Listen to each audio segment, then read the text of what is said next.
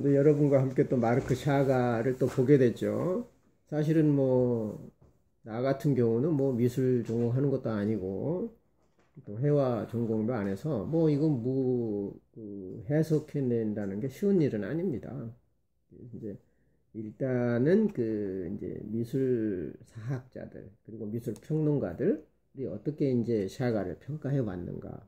이제 그들이 하는 작업들은 늘 어떤 학문이건 주로 역사적인 흐름을 따라서 분석해 낸다는 거죠. 그것이 일반적인 방법이고, 또 이제 그렇게 함으로써 우리가 성장 과정, 발달 과정 속에서 어떻게 변해 가는가. 이제 내가 그 스위스 쭈리 육연구소에서 이제 처음에 갔을 때 공부를 할 때 참 인상 깊었던 게 뭐냐면, 개성화 이제 과정을 공부를 하는데, 이제 우리 같으면 개성화라고 하는 것은 이런 거다 뭐 설명하고, 뭐 자아가 뭐 자기를 찾아가는 과정이라든가, 그 과정에서 뭐 자아가 그림자를 경험하고 아니마니무스를 경험하고 셀프에 이르는 뭐 이런 것을 생각을 했는데, 전혀 내 예상과는 아주 빗나갔습니다. 프란시스 베이컨이 그림을 보면 회개하죠. 그죠? 굉장히 아주 기묘하게 또 막 그 베이컨 그림이 있잖아요. 그래서 그 프란시스 베이컨의 그림을 가지고 초기 작품부터 끝날 때까지의 작품을 분석하는 거였어요. 그게 개성화 수업이었거든요. 그리고 이제 라이너 마리아 릴케의 시를 가지고 또 분석을 하고요. 시가 처음에는 어떻게 쓰였다가 어떤 주제로 나왔다가 그 다음에 어떻게 나와서 그 다음에 이제 생애 마지막 단계에서는 어떤 시를 썼는가. 그러면서 또 이제 그 슈만의 음악을 하는데, 이제 그림이라든가 시는 보이잖아요, 눈에. 근데 슈만의 음악을 가지고 들을 때는 정말 정말 음악에 또 내가 또 문외한이잖아요. 그리고 굉장히 이제 잘 모르는데, 음악을 틀어놓고 이러쿵저러쿵 얘기하는데 뭐 도저히 나는 못 알아듣겠더라고요. 그래서 그때 이제 그 내가 깨달은 것은 뭐냐면, 개성화는 의식적이라기보다는 무의식적으로 이루어지는구나 하는 걸 절실히 깨달았어요. 물론 의식의 노력으로도 그 개성화의 과정을 좀 앞당기거나 좀 그 상당한 이제 그 효과라든가 반응을 볼 수는 있겠어요. 그러나 대체로 우리가 성장해 나가는 것은 무의식적으로 성장하죠. 그래서 이제 주변 사람들은 느껴요, 그걸. 그러나 본인은 잘 못 느낀다는 거죠.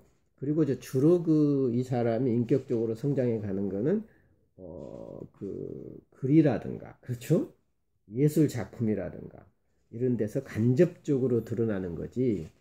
이 사람이 이 사람이 이제 예전하고 많이 달라졌어. 그래도 잘 모른다는 거고, 또 보면은 꿈에 나타나는 상이 달라질 때 어떤 이제 그 개성화의 과정을 우리는 볼 수가 있죠. 그래서 여러분들에게 내가 과제를 줄 때 그 시대별로 어떻게 변천돼 왔는가, 그 그림을 분석을 하면서 시대별로 쭉 이제 그러면 그런 그 변화가 일어났던 계기들이 뭔가 이런 것들을 한번 볼 필요가 있습니다. 오늘 이제 그 이윤희 선생님이 발표한 게 그 이제 마르크 샤갈에서 보면은 그 목차를 다시 정했잖아요. 그렇죠? 그래서 그 목차를 보면은 이제 그 마르크 샤갈의 이제 첫 번째 그 어떤 이제 전체적인 그 성향들, 경향들 이런 얘기를 하고, 그 다음에 이제 본론에 들어가서 총 그 샤갈의 작품을 5단계로 나눈 거죠. 5단계로 나눠서 첫 번째는 탄생과 요람으로 정했고, 그렇죠?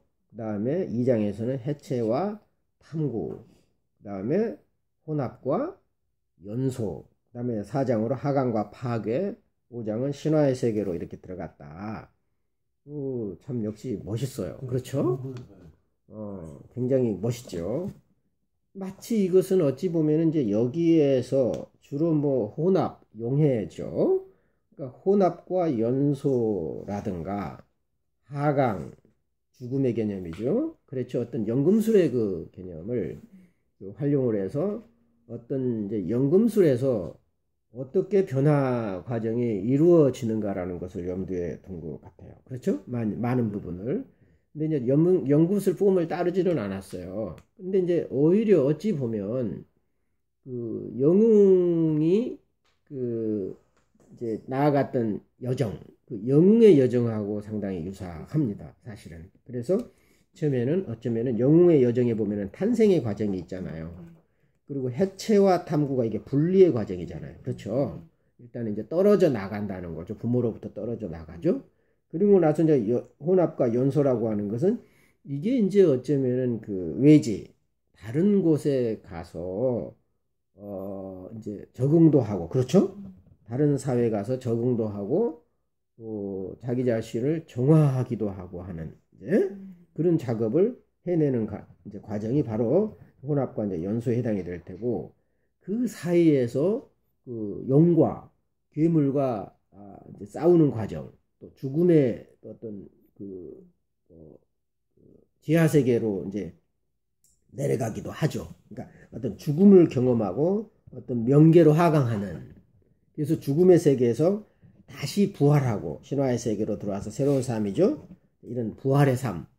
이것이 이제 이렇게 정리를 하면 그 영웅의 여정하고 거의 이 지금 5단계가 일치합니다. 그렇죠. 그래서 탄생, 처음에 1장의 탄생, 2장의 분리, 3장의 적응과 정화, 4번의 죽음과 명계 하강, 그 다음에 5장의 부활. 그렇죠.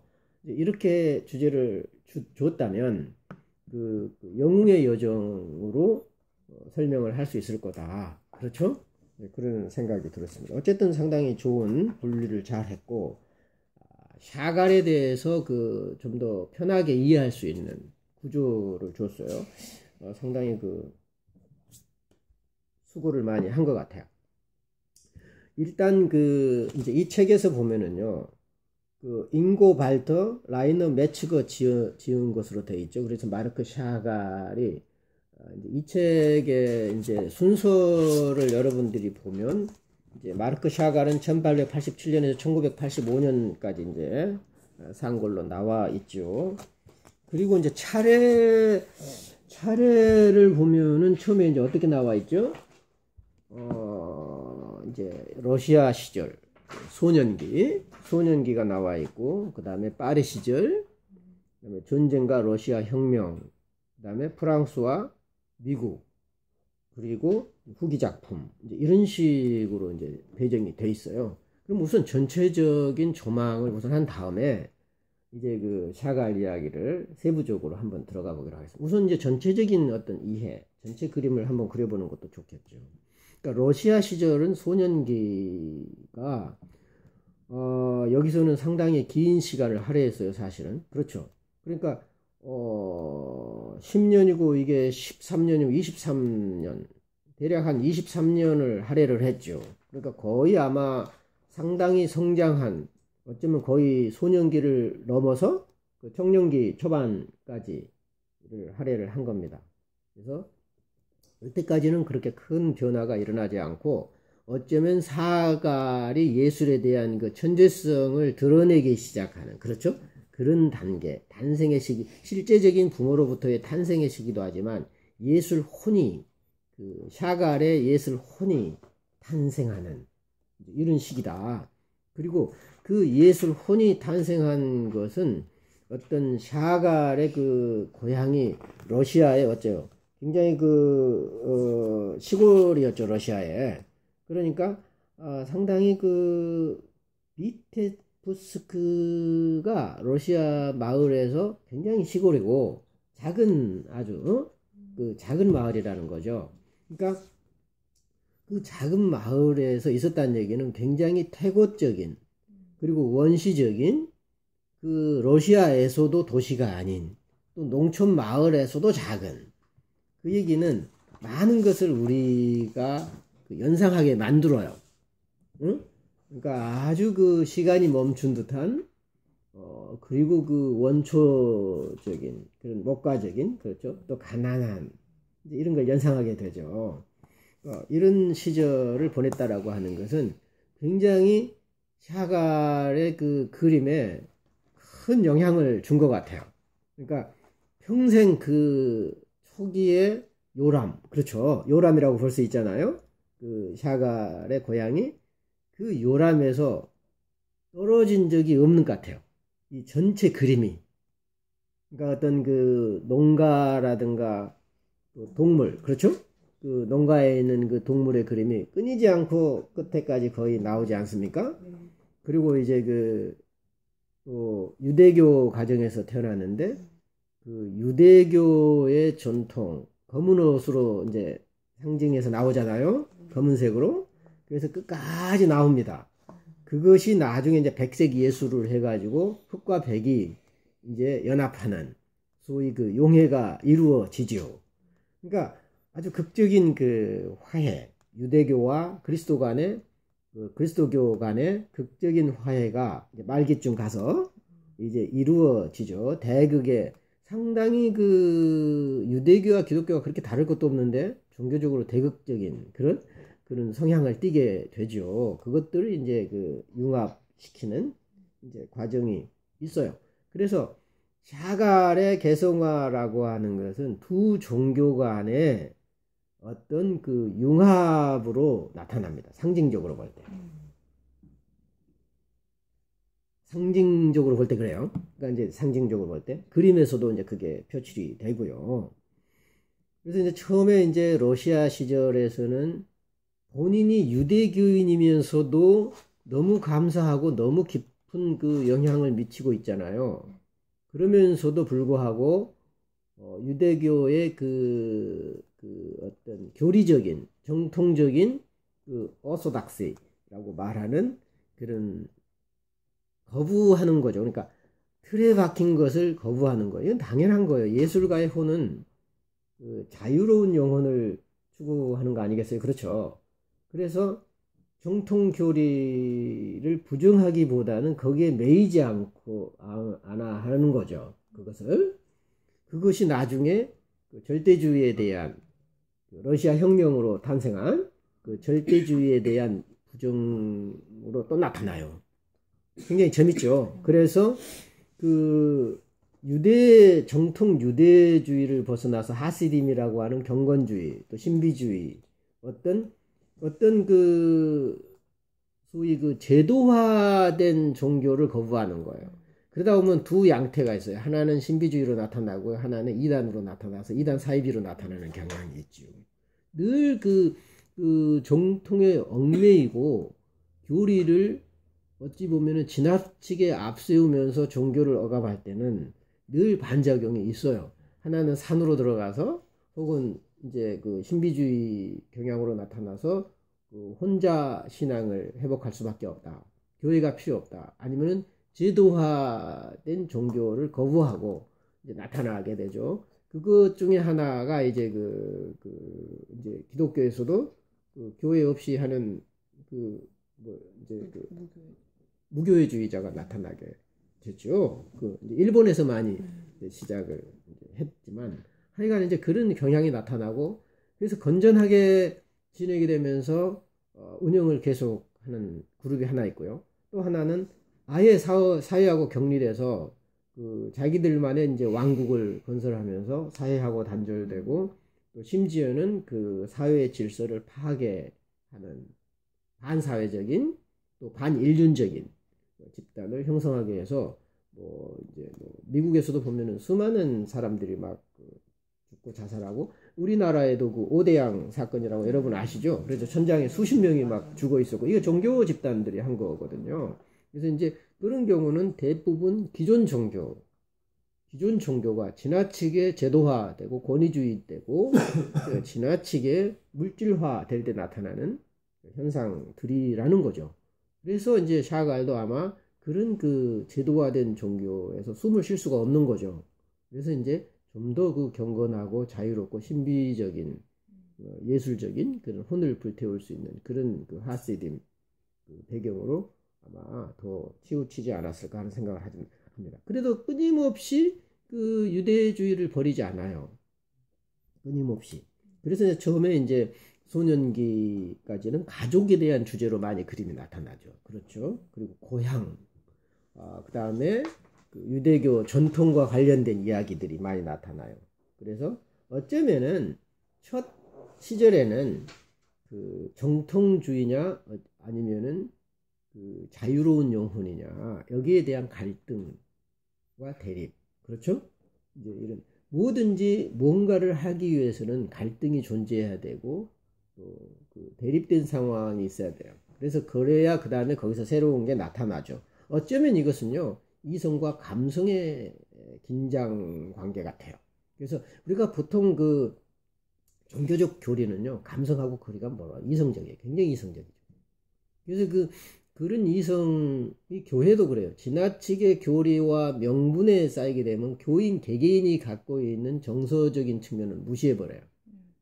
그런 경우가 굉장히 많거든요. 그러니까 법만 율법만 얘기하는 거죠.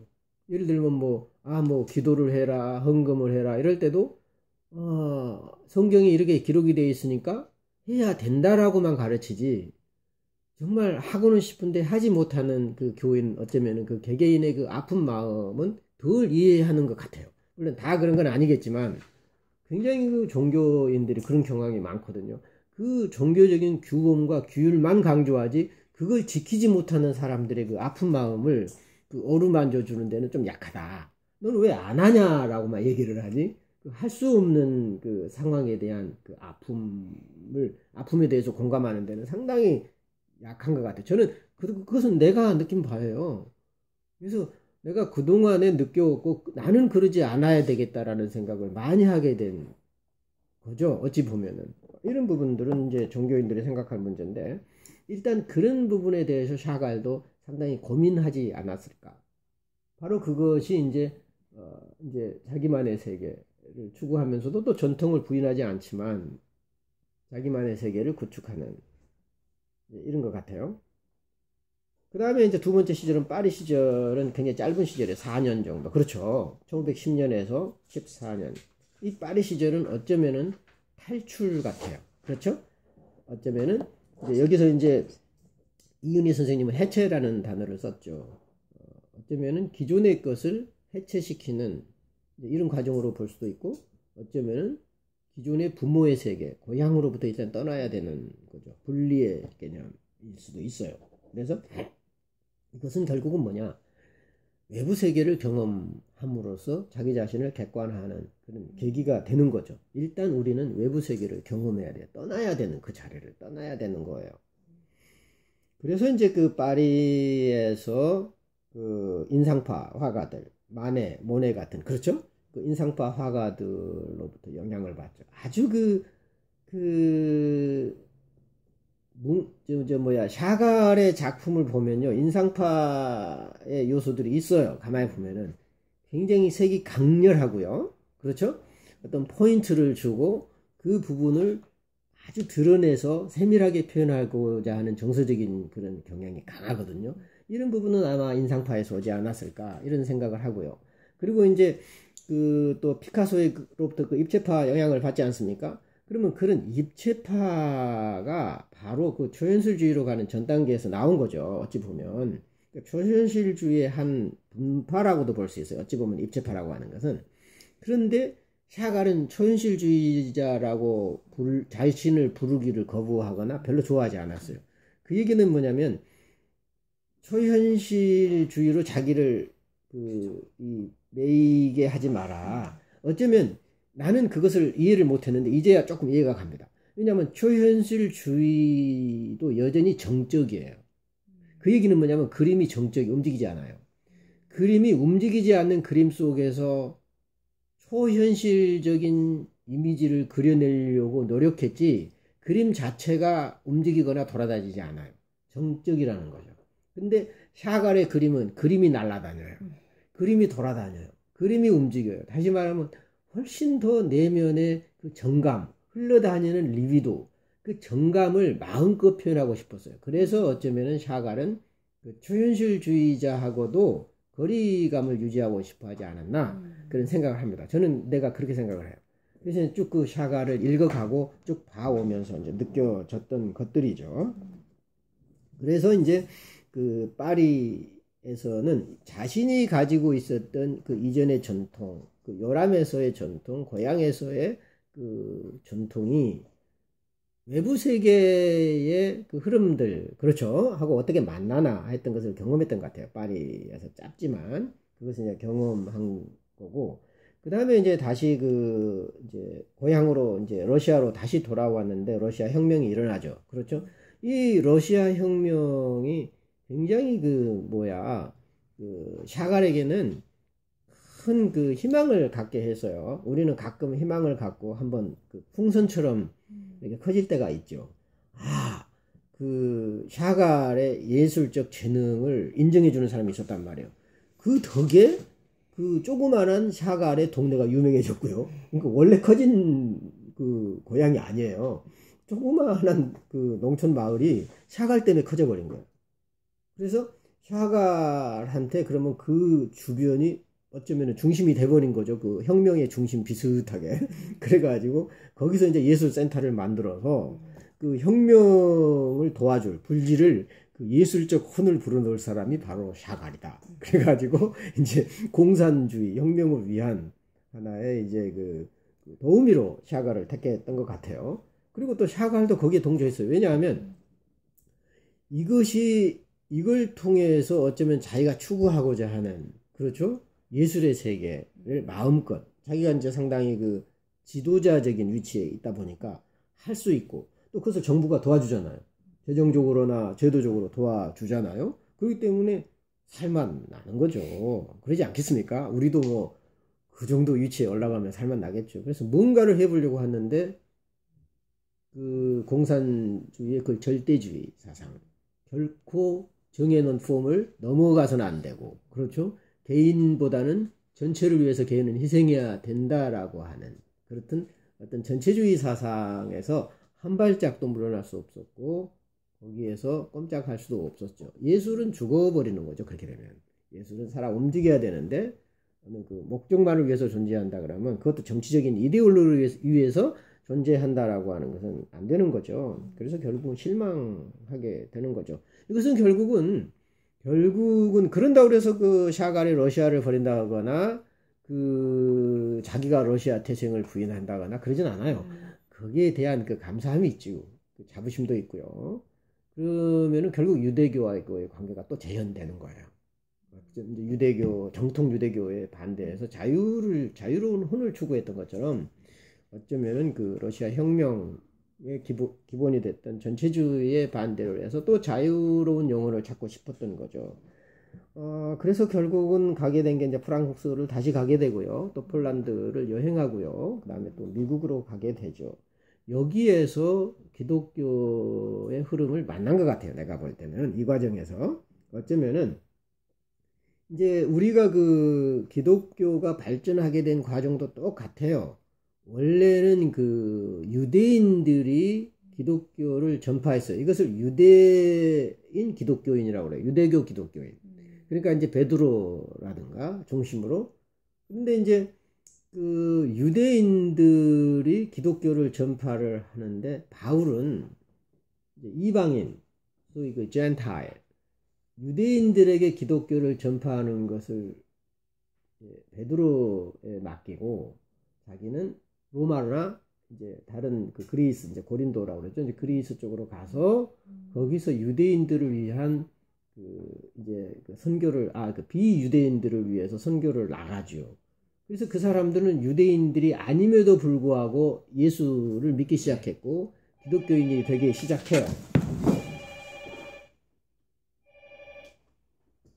그래서 그 어쩌면은 그 이제 이것을 그 어쩌면은 이제 그 정통 유대교인에서 분리돼 나오는 이제 기독교인이 있었고요. 그렇지만 그 사람들은 역시 유대 전통을 지키려고 하겠죠. 그리고 이방인들은 아예 유대교를 몰라요. 모르니까 기존의 유대교가 지켰던 교리라든가 율법에 대해서 별 관심이 없어요. 그럼 굉장히 갈등이 생기겠죠. 그러니까 유대교에서 나온 기독교인들은 유대교를 지키면서 또 새로운 사상과의 연합을 추구했고, 기독교만 수용한 사람들은 전혀 이쪽에 고려를 안 하고도 가능하다고 생각을 했고요. 그러다 보니까 두 그룹은 굉장한 이제 반발과 갈등이 있었던 거죠. 그래서 이제 바울은 그것을 굉장히 조화시키려고 노력했던 사람이에요. 그러니까 그렇게 안 하면은 전파될 수가 없어요. 두 그룹이 합쳐질 수가 없어요. 그래서 바울은 두 전통을 합치기 위해서 굉장히 노력했던, 거기에서 나온 게 변증론적인 이제 신학이 나오게 되고, 어떤 그런 예루살렘파와 또 이방파가 이제 서로 갈등을 하면서도 조화를 이루는 과정이 기독교 역사에 나오는데, 바로 그런 어떤 갈등과 대립을 통해서 새로운 조화를 이루는 기독교 역사적인 것들이 샤갈에게도 나타나요. 사실은 그래서 이제 유대인 기독교인이에요.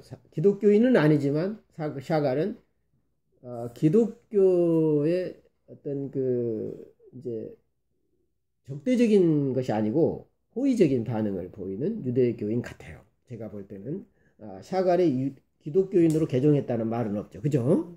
그러니까 유대인으로 남아 있으면서도 이제 개신교라고 그러죠. 이 기독교를 인정하고 수용하고 또 그림에서 반영한다라고 하는 것은 결국은 연금술적인 이제 과정을 보여줘요. 그러니까 유황과 수은, 어쩌면은 유대교가 유황으로 비유될 수 있을 거예요. 딱딱하고 고정된 고체죠.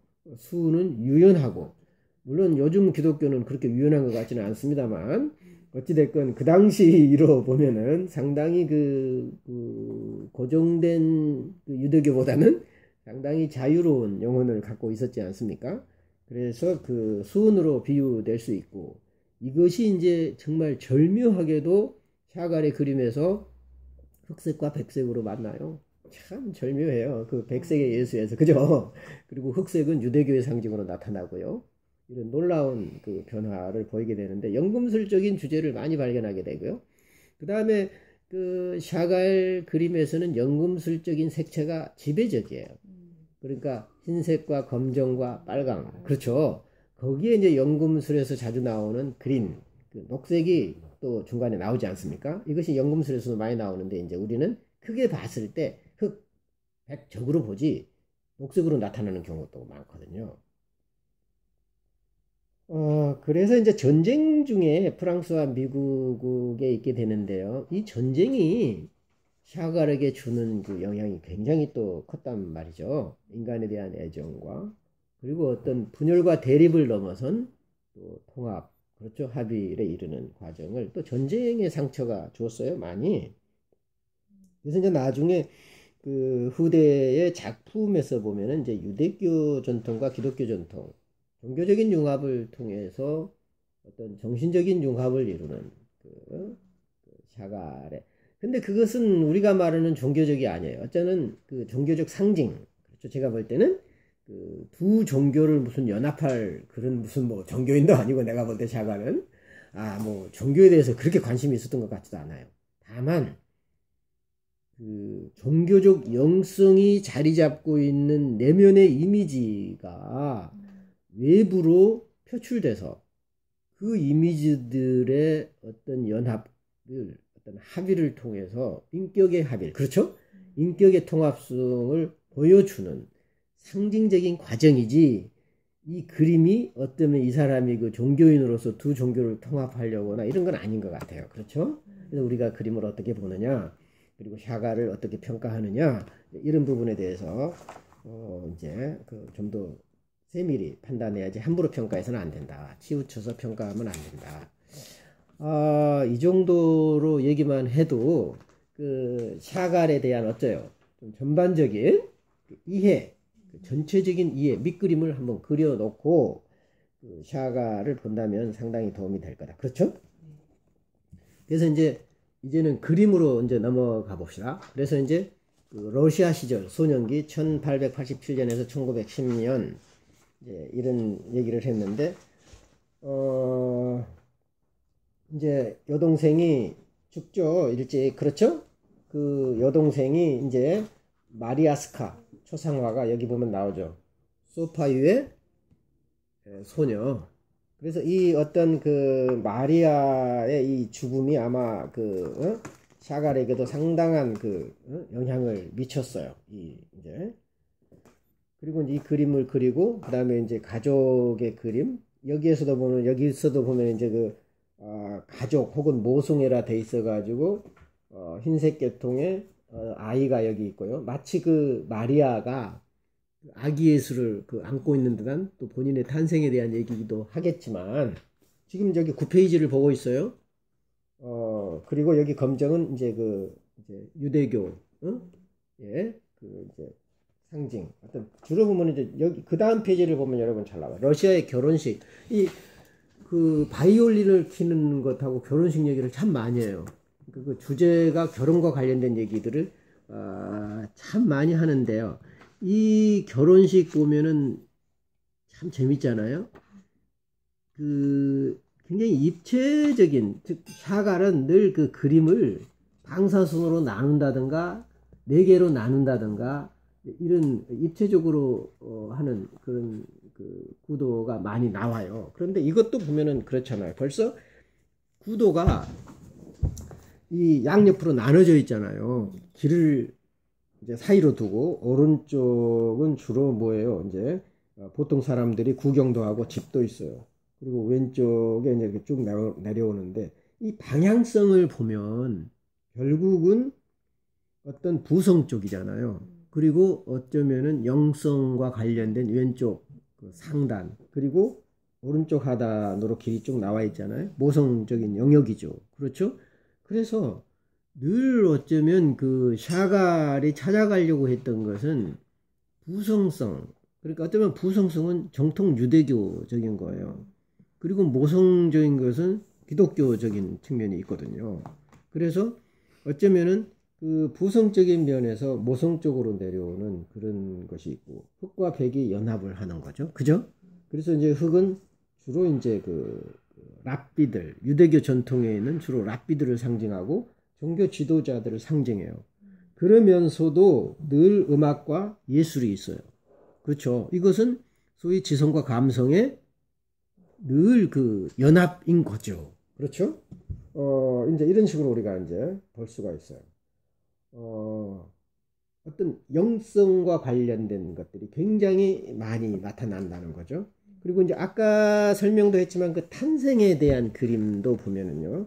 어쩌면 이 탄생은 가족 혹은 모성애하고 관련된 이제 그림이기도 하죠. 그런데 이제 어떻게 해서 그 개인적인 탄생이 아까 이제 이제 선생님이 얘기할 때 그 보편적인 그 이해 또 우리 인류가 가지고 있는 보편 정신과 어떻게 만나느냐. 자기 자신을 끊임없이 그 예수와 동일시는 안 했지만 어쩌면 그 예수의 삶, 운명의 여정하고 많이 비추어 봤던 것 같아요. 굉장히 그 고통스러운 그 말구유관처럼 보이잖아요. 좀 말구유에서 그 또 탄생을 하고요. 또 동물이 여기 또 소가 그래서 한꺼번에 또 등장하고요. 늘 그 인간의 본성과 자연성, 그 동물이 등장하고 또 같이 인간이 탄생하는 그런 과정을 보여줘요. 그래서 이 색깔도요, 빨강, 하양, 검정이에요. 주로. 여기 노랑도 있지만은요. 그래서 거의 색깔도 연금술의 세계, 흑백, 적이 같이 나오고 여기에서 그 연금술에서 철학자의 돌이 나오지 않습니까? 그것이 아기 예수의 탄생이고 수태하고 관련된 그 탄생과 관련된 이제 그 주제들인 거예요. 자, 이제 이런 부분들 그 이제 다 볼 수는 없는데요. 그 다음에 이제 그 파리 시절로 가보죠. 그래서 이제 아까 말했듯이 어떤 새로운 세계의 경험, 일단 탈출의 경험, 또 기존 세계에 대한 해체의 경험, 이제 이런 것들이 나오죠. 자, 이제 여기서도 보면 염소와 자화상을 보면은 결국은 그 빨강이잖아요. 굉장히 열정, 그리고 이게 중심의 사상이 들어가 있잖아요. 그림의 중심인 거예요. 그림의 중심으로 빨강이 자리를 잡고 있어요. 그리고 그 위에 검정이 있어요. 그리고 이거는 검정으로 대대표 있는 거는 인간이에요. 여자예요. 그렇죠? 어찌 보면은 자신은 본성과 어찌 보면은 목가적이고 자연적인 그런 소의 얼굴이잖아요. 그죠? 여기 보면은 염소의 얼굴이잖아요. 이런 걸 추구하는데 본인을 감싸고 있는 것은 검정이 굉장히 압박을 주고 있고, 이 검정색은 정통 유대교의 상징이기도 하고, 그러면서 어떤 이제 이런 어떤 자기 주변에 있던 종교 전통에 대한 억압적인 그런 감정이 여기에 스며 있을 수 있어요. 근데 이제 여기 이제 본송에 보면은 모성의 지배력에 보면은요, 그 다음 그림에 보면은 이제 놀라워요. 이게 이 지금 여성이요 위에서 덮치듯이 있잖아요. 그 여성이, 그리고 밑에는 남성이 지금 깔리듯이 지금 있죠. 그렇죠? 지금 몇 페이지 하고 있습니까? 18페이지. 그리고 거기에는 또 염소가 있는데, 마치 여기 염소는 이 여성적 모성을 의미하는 것 같기도 해요. 그렇죠? 그래서 여성에 동조하는 듯한 또 이런 느낌도 들고요. 어쩌면은 샤갈은 끊임없이 모성을 추구하지만 그 여성에 대한 중압감도 컸던 것 같아요. 그러니까 동생의 죽음이라든가 또 아내도 일찍 죽잖아요. 그렇죠? 그러면서 그 사랑을 제대로 이루지 못해요. 그래서 늘 그림을 통해서, 작품을 통해서 사랑을 이루려고 해요. 그것은 오면은 모성에 대한 그 중압감, 이런 것이 이제 여기에는 처음에 나타나요. 이 그림 속에서. 그렇죠? 이것은 아니마의 이제 나중에 어쩌면은 그 공격성으로 드러날 수도 있겠다. 그런 생각을 했습니다. 자, 샤갈의 유명한 그림. 뭐죠? 이게 이제 그 나와 마을이죠. 이것이 정말 입체파들이 즐겨 했던 어떤 이제 그 삼각형, 사각형 구도 속에서 어떤 입체적으로 표현하려고 하는 것들이 나오는데, 여러분 여기서 보면은 굉장히 이 그림을 보면은요, 이것만 가지고 초현실주의자다라고 말하기는 좀 어려울 것 같아요. 그렇죠? 초현실주의. 그런데 그 초현실주의적인 어떤 경향은 있어요. 그렇죠? 뭐 예를 들면은 여기 이제 농부가 있죠. 그럼 농부의 아내로 보이죠. 여기 오른쪽에. 그렇죠? 그리고 집이 있는데요. 교회이기도 하고 아마 해당 러시아 정교회 교회처럼 보이기도 합니다. 사실은. 그 안에 이제 사람이 여기 들어있는지 갇혀있는지 모르겠어요. 그리고 집들이 뒤 거꾸로 되어 있어요. 집이 거꾸로 되어 있죠. 그죠? 여기 두 개가 거꾸로 되어 있고, 바르게 서 있고, 그 다음 두 개는 거꾸로 되어 있고, 또 그 다음 두 개는 바르게 서 있어요. 2대 2대 2. 이런 식으로 지금 이제 어떤은 정방향하고 역방향하고 정반향이 있어서 뭔가 대극적인 것을 그려보려고 하고 있어요. 그러니까 어쩌면 이 서로 상반되는 대극이 어떻게 작용하는가. 이 남성과 여성하고도 그래요. 자, 남성이 지금 이제 이 농부인데 참 굉장히 날카로운 낫 같은 것이 있는데 그렇게 날카롭게 보이지 않아요. 두 사람은 사랑하는 사람, 어쩌면 부인 같아요. 이 여성은 여기서 나타나는 이미지는. 그런데 왜 거꾸로 되어 있을까? 그 샤갈이 그림을 처음에는 이해를 못해요.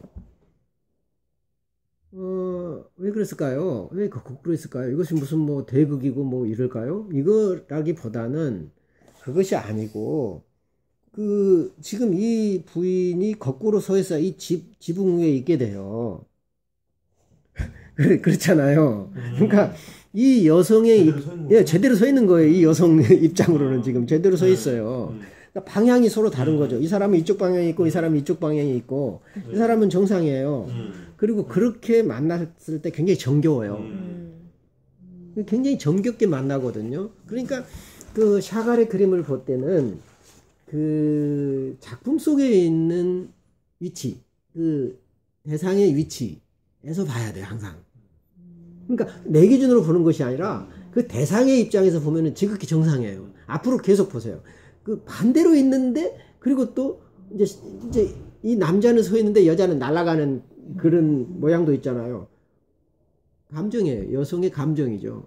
그러니까 그 자유롭게 날아다니면서, 그러니까 이 들뜬 마음을 표현한 거죠. 들뜬 마음을 그 하늘에 나는 것처럼 표현을 한 거죠. 그러니까 소위 죽은 감성, 고정된 감성이 아니라 소위 움직이는 감성을 회화적으로 표현한 것이 샤갈의 작품이에요. 그것이 마치 초현실주의자로 보였을 뿐인 거예요. 샤갈이 볼 때는. 샤갈은 마음의 세계를 어떤 있는 그대로 감성의 움직이는 모습을 보여주고 싶었던 거죠. 이제 그렇게 보면은 참 이해가 잘 되고요. 또 하나는 이게 이제 그 오른쪽이 인간의 그림이고 왼쪽은 동물의 그림이죠. 이것도 이제 대조적인 겁니다. 어떤 무의식의 세계가 동물적이잖아요. 그리고 의식의 세계는 인간의 모습으로 되게 나타나는 거죠. 그리고 그 밑에 생명나무가 있어요. 무의식에서 속으로 굉장히 여기 이제 생명나무가 이제 그 활기차게 있고요. 그리고 왼쪽에서는 어떤 이제 그 아이를 아는 엄마가 이제 아이를 안나요? 아이가 아니고 염소 젖을 짜고 있죠. 그러니까 이제 안에서의 어떤 그 내면에서 어떤 생명을 키우고 젖을 짜내고 하는 그 역동성과 어떤 동물적인 근원적인 자연적인 생명력이 내부에서 자리 잡고 있죠. 굉장히 이 그림은 안정적이고 편안하고, 그러면서 맨 또 오른쪽에는 십자가가 있어요. 그렇죠? 이미 이때부터 그 샤갈에게는 그 그리스도교에 대한 애정이 있는 거죠.